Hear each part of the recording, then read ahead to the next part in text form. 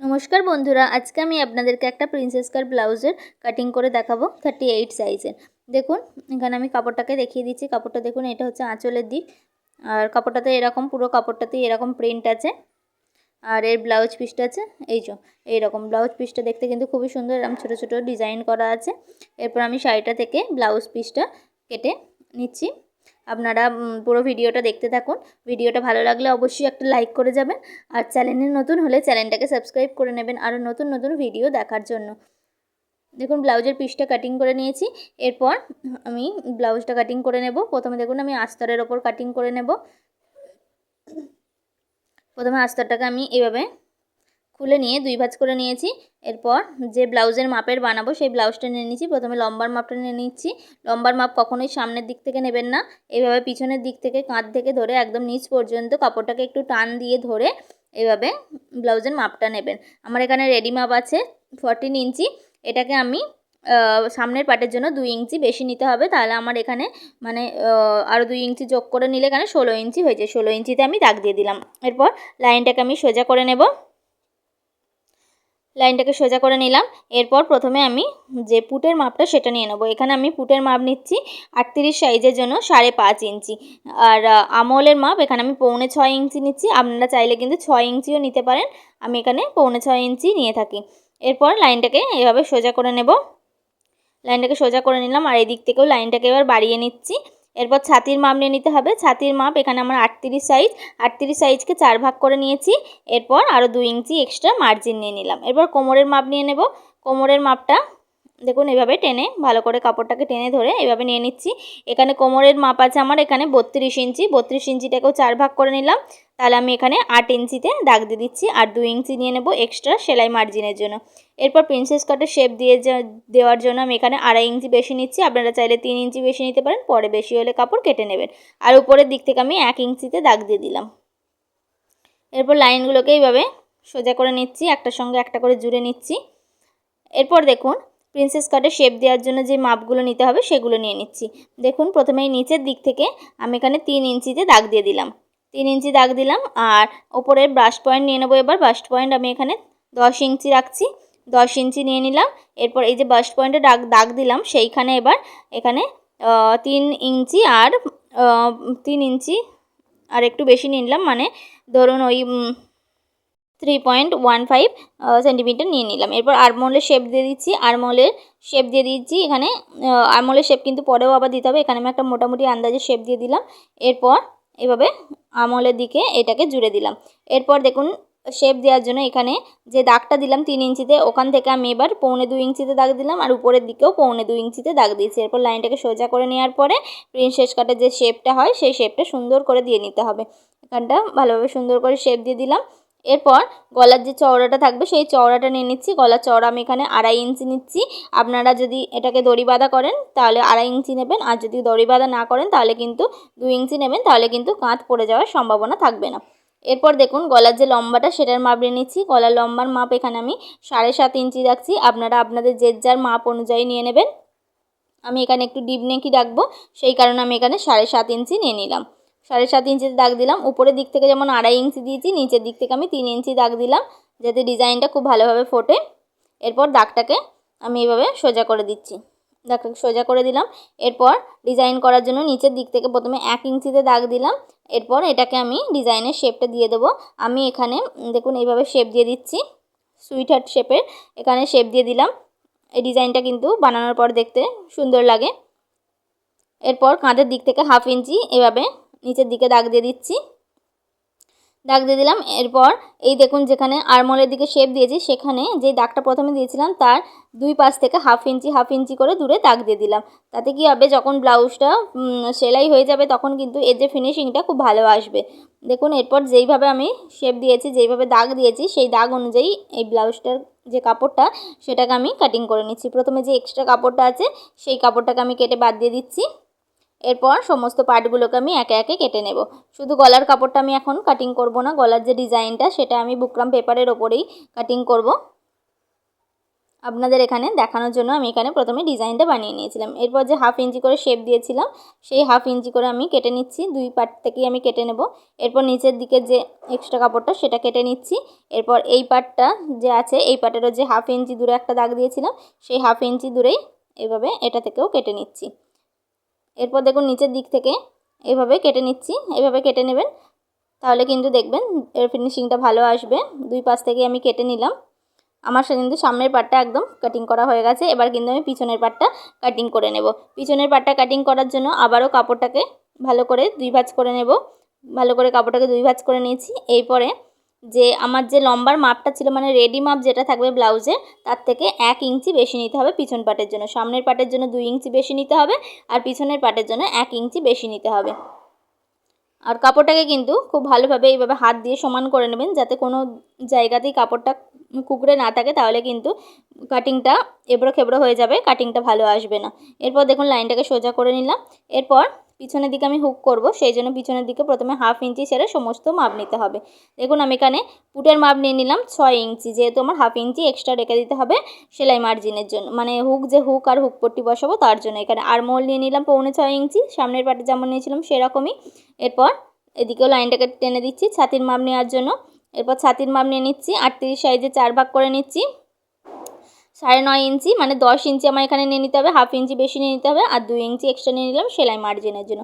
আর কোমরের দিকে 8 ইঞ্চি নিয়ে নিলাম, 8.5 ইঞ্চি 1/2 ইঞ্চি এক্সট্রা করে নিলাম, 1 ইঞ্চি নিয়েছি টিকেন দেওয়ার জন্য আর 2 ইঞ্চি নিলাম সেলাই মার্জিনের জন্য। এভাবে দাগ টেনে নিলাম। এরপর আরমোলের শেপ দিয়ে দেবো 1.5 ইঞ্চিতে, 1.5 ইঞ্চিতে এভাবে আরমোলের শেপ দিয়ে দিলাম। ফিতেটাকে এইভাবে মাঝ বরাবর ভাঁজ করে ধরবেন, তারপর সেইখান থেকে আপনারা এইভাবে শেপ দিয়ে দেবেন, তাহলে কিন্তু শেপটা ভালো আসবে। এরপর দেখুন গলার যে চওড়াটা সেটা নিয়ে নিচ্ছি। এখানে 3 ইঞ্চি নিতে হবে, কারণ 1/2 ইঞ্চি বেশি নিতে হবে, আগেই বললাম হুকের জন্য, হুক ঘর বানানোর জন্য। এবার গলার লম্বাটা নিয়ে নিচ্ছি পিছন পাটের, আমি এখানে 10.5 ইঞ্চি যে লম্বাটা সেটা রাখছি। গলার যে কাটিংটা হবে 10.5 ইঞ্চিতে দাগ দিয়ে দিলাম।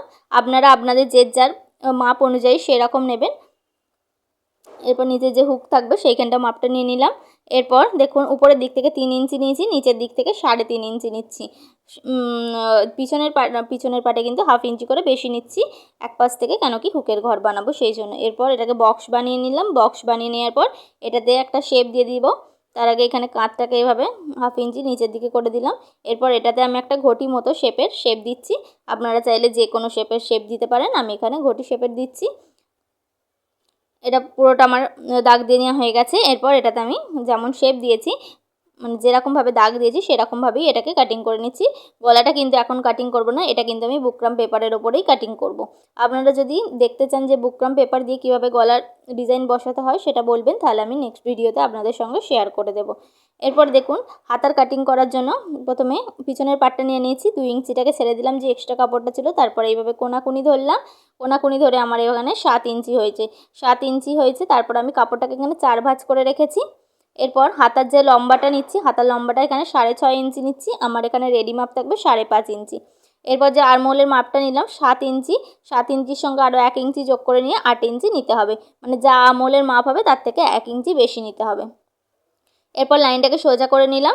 এরপর যেখানটাতে 8 ইঞ্চি হলো সেইখান থেকে এবার নিচের দিকে একটা দাগ দিতে হবে, সেইখান থেকে আমি এখানে দাগ দেব নিচের দিকে 3 ইঞ্চি নিচের দিকে একটা দাগ দিতে হবে হাতার যে শেপটা সেটা দেওয়ার জন্য। 3 ইঞ্চি নিচে দাগ দিলাম। এবার কোনাকুনি এভাবে ধরবো যে 8 ইঞ্চি আমার কোথায় হচ্ছে সেইখানে দাগ দিয়ে দেবো। এভাবে কোনাকুনি ধরলাম একদম শেষ থেকে, ধরে এভাবে একটা কোনাকুনি লাইন টেনে দেব। টেনে দিয়েছি। এরপর এখান থেকে 2 ইঞ্চি এক্সট্রা যে সেলাই মার্জিনের জন্য সেটাও নিয়ে নিলাম। এরপর দেখুন হাতার এখানে লম্বাটা বেশি আছে, কাস্টমার আমার এখানে বলেছে যে ছোট হাতা করতে, সেই জন্য 5 ইঞ্চি যেখানে হয় সেখান পর্যন্ত ফিটিংসের যে মাপটা আছে সেটা আমি নিয়ে নিলাম। এরপর আমি 2 ইঞ্চি এক্সট্রা সেলাই মার্জিন নিয়ে নিলাম। এরপর এভাবে দাগ দিয়ে দিয়েছি। দাগ দিয়ে দেওয়ার পরে এবার হাতার শেপটা দিয়ে দেবো। প্রথমে 1.5 ইঞ্চি সামনের দিক থেকে ছেড়ে রাখছি, তারপর থেকে শেপটা দেওয়া শুরু করব। একদম সামনের দিক থেকে শেপ দেবেন না আপনারা, তাহলে কিন্তু যখন হাতাটা লাগাবেন তখন অসুবিধা হবে। এইভাবে যেরকম শেপ দিলাম সেই রকমভাবে হাতাটা কাটিং করে নিচ্ছি। এখানে কিন্তু আমার দুটো হাতাই একসঙ্গে কাটিং হচ্ছে, কারণ কাপড়টাকে আমি এখানে 4 ভাঁজে রেখেছি। দেখুন এখানে দুটো আমার হাতা কাটিং করে নেওয়া হয়ে গেছে। এখানে তালপাটের যে 1/2 ইঞ্চি কাটিংটা সেটা এখন করব না, সেটা পরে করব। এরপর দেখুন আস্তরের সঙ্গে যে মেন কাপড়টা সেটাকে কিন্তু আমি একসঙ্গে সমস্ত পাটে জুড়ে নিয়েছি। এবার গলার ডিজাইনগুলো আমি এখানে বসিয়ে নেব। দেখুন আমি এখানে বুকরাম পেপার কাটিং করে নিয়ে গলার ডিজাইনটা রেডি করে নিয়েছি। এরপর গলার ডিজাইনটা আমি এখানে লাগিয়ে নেব। সামনের পার্ট আর পিছন পার্ট দুটো পার্টেই কিন্তু আমি গলার ডিজাইনটা সেলাই করে নেব। দেখুন পিছনের পার্টের জন্য এইটা দুটো পার্টকেই আমি সেলাই করে নেব। দেখুন পিছনের পার্ট রেডি হয়ে গেছে আর সামনের পার্টটাও কিন্তু আমার রেডি হয়ে গেছে। আপনারা যদি দেখতে চান এই ভিডিও সেটাও আপনারা বলতে পারেন, আমি দেখিয়ে দেব। এরপর দেখুন সামনের পার্টে যে সাইডের যে পার্টগুলো সেগুলোকে জুড়তে হবে, সেগুলোকে নিচের দিক থেকে এইভাবে সেলাই করবেন আপনারা। তাহলে কিন্তু যদি কাপড় বেশি হয় তাহলে কিন্তু আপনারা আরমোলের দিক থেকে কাটিং করে নিতে পারবেন। কেন কি প্রিন্সেস কাট ব্লাউজের জন্য কিন্তু আরমোল আমাদের সেলাই করার পরে ভালোভাবে তখন কাটিং করে নিতে হয় আরমোলটাকে। আরমোল আগে থেকে কাটিং করলে কিন্তু প্রিন্সেস কাটের শেপ ভালো আসে না। এভাবে প্রিন্সেস কাটের যে পার্টটা সাইডের যে দুটো পার্ট সেটাকে আমি দুটো পার্টকেই আমি সেলাই করে নেব আগে, তারপর কিন্তু আমি আরমোলের শেপটা দিয়ে দেব। দেখুন একটা পাশ আমার সেলাই করে নেওয়া হয়ে গেছে। এবার অপর পাশটাকেও আমি নিচের দিক থেকেই একই সমানভাবে সেলাই করে নিচ্ছি। দুটো পার্টকেই কিন্তু যে কাপড়গুলো আছে কাপড়গুলোকে কোনোভাবেই কিন্তু টানাটানি করবেন না, তাহলে কিন্তু কাপড়ের মধ্যে একটা কোঁচ পড়ে যাবে, দেখতে কিন্তু ভালো লাগবে না।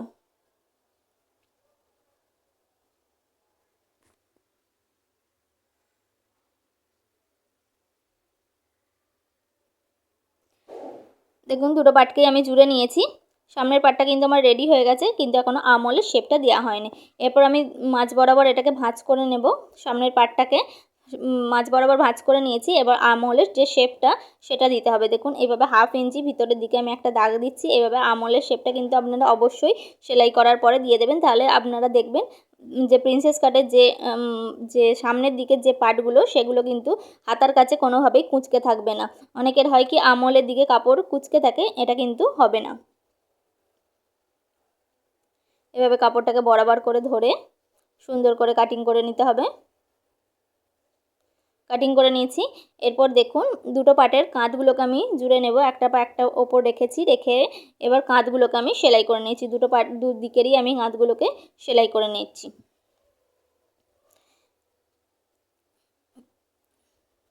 কাঁধগুলো সেলাই করে নেওয়া হয়ে গেছে। এরপর কিন্তু হাতার দিকের যে তালপাটটা মানে সামনের দিকে যে অংশটা থাকবে সেটাকে কিন্তু এইভাবে 1/2 ইঞ্চি করে কেটে নিতে হবে। অবশ্যই কেটে নেবেন এটা কিন্তু, নাহলে কিন্তু হাতা যখন লাগাবেন তখন কিন্তু ফিটিং হওয়ার পরে কিন্তু হাতা কুঁচকে থাকবে, দেখতে ভালো লাগবে না একদমই। হাতার কাপড় কেটে নিয়েছি তালপাটের। এরপর হাতার কাপড়টাকে দুদিকে সেলাই করে দিলেই কিন্তু আমার ব্লাউজটা একদমই রেডি হয়ে যাবে। দেখুন প্রথমে মাঝখান থেকে সেলাইটা শুরু করলাম। এক পাশ থেকে সেলাই করতে হয় হাতার কাপড়, তাহলে কিন্তু দুদিকেই কাপড় সমান থাকে। আর আমার দেখানো মাপ অনুযায়ী যদি আপনারা হাতা কাটিং করেন তাহলে কিন্তু হাতার কাপড় একদমই বেশি হবে না। আপনারা দেখুন সেলাইটা যখন করছি দেখলে বুঝতে পারবেন আমার কিন্তু হাতার কাপড় আর যে বডির যে মেজারমেন্টের যে কাপড় সেটা কিন্তু দুটোই একদম সমান হয়েছে। দেখুন আমার কিন্তু ব্লাউজ একদম রেডি হয়ে গেছে। দেখুন গলার এরকম শেপ এসেছে সামনের পার্টটা, আর পিছনের পার্টটা এইরকম হালকা ঘটি শেপের শেপ দিয়েছি। আর এর সঙ্গে আমি লাটকানও লাগিয়ে নিয়েছি সুন্দর। এই লাটকানগুলো দেখুন কত সুন্দর হয়েছে। দেখুন আপনাদের ভালো করে দেখিয়ে দিচ্ছি কাছ থেকে। লাটকানের নিচে আমি প্রথমে ভেবেছিলাম 3টে করে ফুল লাগাবো, কিন্তু পরে আমি 2টো করে লাগিয়েছি। দেখুন দেখতে কিন্তু সুন্দর লাগছে। পুরো ভিডিওটা দেখে আপনাদের কেমন লাগলো অবশ্যই জানাবেন। ভালো লাগলে অবশ্যই একটা লাইক করে দিয়ে যাবেন, আর চ্যানেলে নতুন হলে চ্যানেলটাকে সাবস্ক্রাইব করে নেবেন আর নতুন নতুন ভিডিও দেখার জন্য। দেখুন ব্লাউজটার ফিটিংস কিন্তু খুব সুন্দরই হয়েছিল কাস্টমারের গায়ে। আজকের মতো এই পর্যন্তই।